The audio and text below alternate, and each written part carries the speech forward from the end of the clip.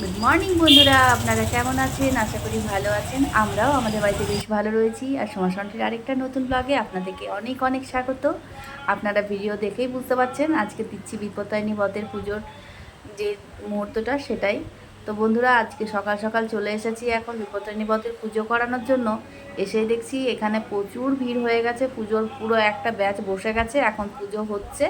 তো এখন একটু ওয়েট করতে হবে, তারপর আমাদের পুজোর থালাটা দেওয়া যাবে। তো দেখতে পাচ্ছেন কত ভক্তের সমাগম। চলুন, যতক্ষণে মন্দিরে এখানে প্রথম ব্যাচের পুজোটা হচ্ছে ততক্ষণে আপনাদেরকে বাকি মন্দিরটা ঘুরিয়ে নিয়ে আসা যাক। তো এখানে হচ্ছে রাধা মাধবের মন্দির। রাধা মাধব এখানে বিরাজমান। এখানে আমরা প্রত্যেক পূর্ণিমাতে এসে পুজো করানো হয়, প্লাস অঘ্রাণ মাসে যখন রাস পূর্ণিমা হয় এখানে খুব সুন্দরভাবে পুজো হয়, রাস পূর্ণিমার পালন করা হয়, বেশ উৎসবটা বেশ জমে ওঠে। আর এই যে পাশে যে মন্দিরটা দেখতে পাচ্ছেন সেই মন্দিরটাতে আবার যেটা পৌষ মাসে আমাদের বৃন্দাবন থেকে ঠাকুর আসেন রাধা মাধব, তাকে এখানে রাখা হয়। তো এখানে রেখে পুজো করা হয়। এখানেও একটা ছোট মন্দিরের মতো ব্যবস্থা করা হয়েছে যেখানে নিত্য পুজো করা হয়। তো এখন আমরা চলুন একটু মন্দিরটা ভালো করে ঘুরে আসি। দেখেছেন কত ভিড় রয়েছে। এখনও পর্যন্ত কিন্তু ফার্স্ট ব্যাচের পুজো হয়নি। তো যতক্ষণে ফার্স্ট ব্যাচের পুজোটা হচ্ছে ততক্ষণে একটু মন্দিরের প্রণামটা ভালো করে সেরে নিই। আজকে না একটু আমার তাড়াও রয়েছে, কারণ বাড়ি গিয়ে আবার তাড়াতাড়ি হাজব্যান্ডকে ডুরি বেঁধে দিতে হবে, না হলে আবার ডিউটি চলে যাবে। তো চলুন তাড়াতাড়ি করে একটু মন্দিরটাকে এখন দর্শন করে নিই, কারণ পুজোর পরে আর সেরকমভাবে সময় হবে না।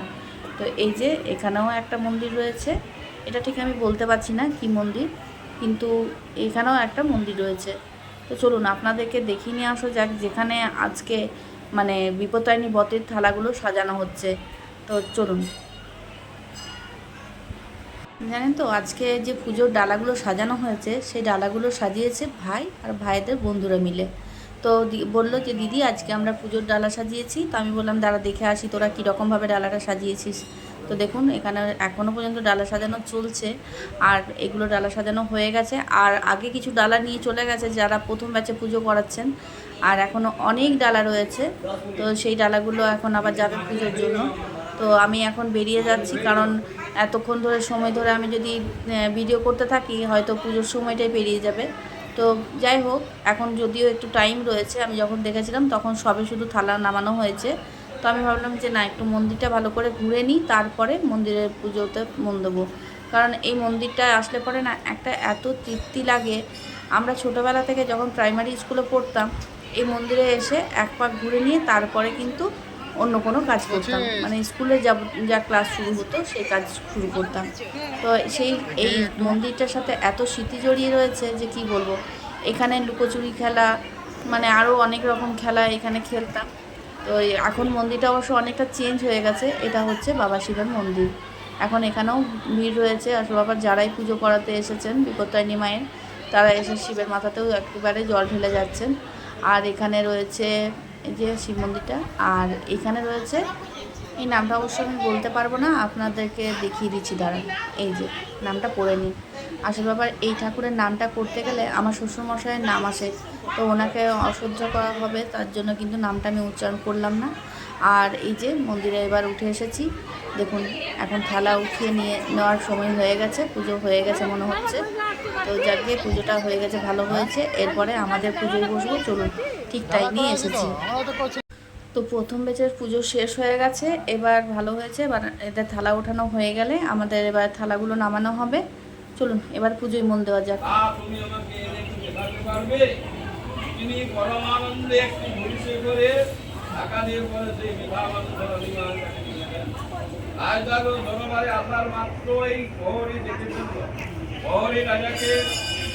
রাজাকে বললেন মহারাজ রানীমা তিনি রানীমাকে দিয়ে গেল। তখন রাজা ক্রোধান্বিত হয়ে পরে রানীমাকে বললেন তিনি তোমাকে কি দিয়েছে সত্যি কথা বলো, যদি মিথ্যা বলো তাহলে তোমার মৃত্যু হবে, এমনকি মিটিমিকে তখন রানীমা বললেন রাজন তিনি যেটা দিয়েছে আপনি পরে আসুন, আমি এখন মায়ের খবর করছি, তারপরে এসে আপনি দেখবেন এইভাবে দরজা বন্ধ করে দিয়ে মাকে ডাকতে লাগলেন। এমন ডাকলেন যে মায়ের মা এমন না থাকতে ভক্তের আত্মনাদে দর্শন দিলেন ভক্তকে। ভক্ত দেখলেন যে মা আমার সম্পূর্ণভাবে আমার কাছে আবির্ভূতা। তখন সে মায়ের চরণ ধরে কাঁদতে লাগলেন, বললেন, মা গো, আমি বড় বিপদে পড়েছি, এই বিপদ হইতে আমাকে রক্ষা করো। তখন মা বলেন, তথাস্তু, শোনো, তুমি আষাঢ় মাসে শুক্লপক্ষের তৃতীয়া বা পঞ্চমী বা প্রথম থেকে পঞ্চমী অবধি তিথি অনুসারে আমার বিপদটার নামী দুর্গা পূজা করবে, তাহলে তোমার তখন সে রানীমা মাকে প্রণাম করলেন, মা অন্তর্ধান হলেন। তখন রানীমা রাজনকে ডাকলেন, রাজন, ঐক্যাক্ষণে আপনি আমাকে তিনি কি দিয়েছে আপনি একবার তুলে বলুন। তখন রাজন দেখলেন যে একটি ডালার মধ্যে সম্পূর্ণভাবে পরিপূর্ণ হয়ে জয়ের সংখ্যক ফল ফুলে ভর্তি হয়ে গেছে। তখন রাজা রানীকে করলেন, আদর যত্ন করলেন এবং ওই প্রহরীকে পুরস্কার করলেন আর মুখিনীকে অর্ধেক রাজত্ব দান করলেন। তখন থেকেই মন্ত্রধামে মা বিপত্তার পুজো প্রচলন হলো। আপনারা যখনই বিপদে আপদে থাকবেন, আমি বিশ্বের মঙ্গলের জন্য, সম্পদের জন্য মা বিপত্তারিণীকে স্মরণ করবেন। আপনাদের কর্মক্ষমতা অনুযায়ী প্রতি বছর মাসে শুক্লপক্ষে বিপত্তারিণী দিন পুজো করলেই আপনাদের স্বামী পুত্র মঙ্গল হয় এবং আপনারা শান্তিতে বসবাস করবেন। মায়ের কাছে প্রার্থনা করুন যেন আপনারা সবাই সপরিবারে নানাবিধ। বন্ধুরা, এখন আমার পুজো করানো হয়ে গেছে, এবার বাড়ি যাওয়া যাক। আসল বাবার বাড়িতে যাওয়ার একটু তাড়াও রয়েছে, কারণ হাজব্যান্ড যাবে ডিউটি, তার কারণে একটু তাড়াহুড়ো করেই বেরোচ্ছি, তাই ভালো করে আর ভিডিও করা গেল না। এবার চলুন বাড়ি যাওয়া যাক।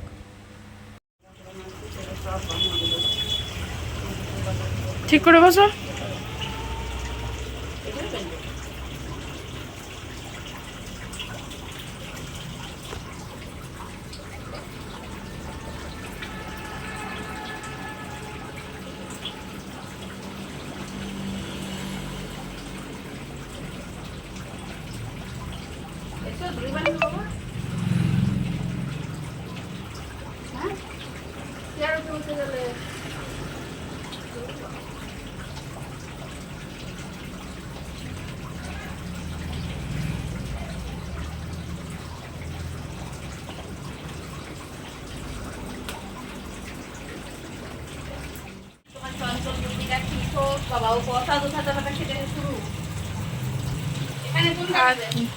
ওর খাওয়া হয়ে গেল।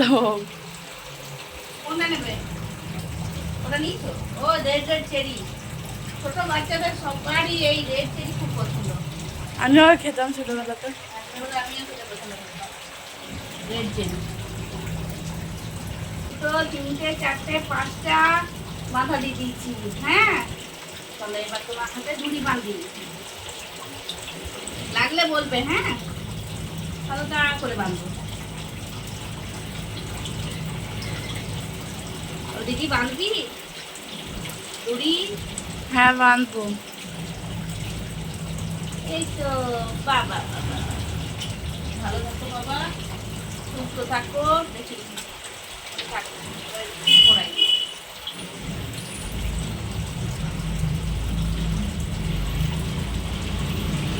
চলো হয়ে গেছে। ওটা আর কোথাও নেবে? নাও, এখান থেকে নাও, চেরি নাও আরো। ঠিক আছে, ভালো ভালো থাকো। আর তোকে এবার দড়িটা বাঁধবো। জানো জানো দানা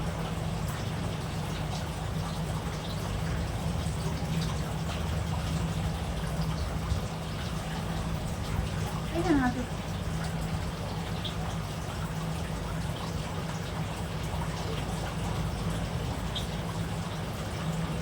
ভালো করে দিয়ে দিচ্ছি।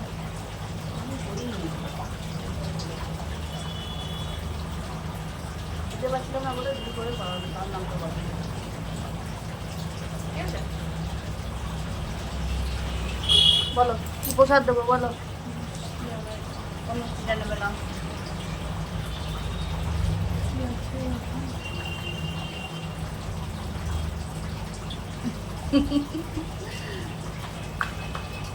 চলো হয়ে গেছে।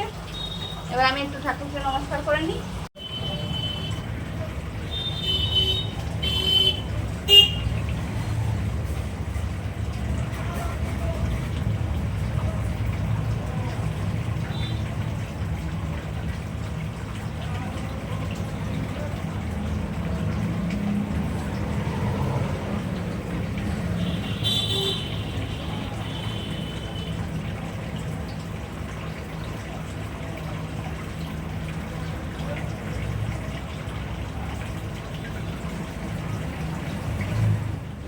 দেখুন আমার ঘরে একটা বেড়াল এসেছে। বেড়ালটা কীরকমভাবে মিষ্টি বের করে করে খাচ্ছে। যেই দেখেছে মামুন দিদিভাই একদিকে রয়েছে, ছেলে এখন মিষ্টি বার করে করে খেতে লেগে যাচ্ছে। তো বন্ধুরা, আজকের মতো ব্লগটি আমি এখানেই শেষ করছি। দেখা হবে পরবর্তী আরেকটা নতুন ব্লগের সাথে। আমার ব্লগগুলি যদি ভালো লেগে থাকে প্লিজ একটা লাইক কমেন্ট শেয়ার করে জানাতে ভুলবেন না আমার ব্লগগুলো আপনাদের কেমন লাগছে। তো বন্ধুরা, টাটা, বাই বাই।